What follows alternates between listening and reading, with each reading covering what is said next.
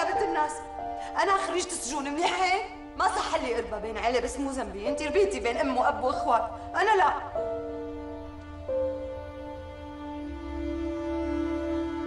شوف، نحن بالاول لازم نسال عنك. اسالوا قد ما بدكم. اصلا انا ما عندي لا اهل ولا عندي رفقات ولا عندي خلان.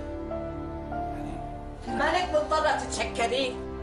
قولك تفكري ان امك ما لها عيون ولا ما بتشوف؟ لا وحياتك امك بتشوف منيح. وصفيت انا لحالي. امي قتلت ابي.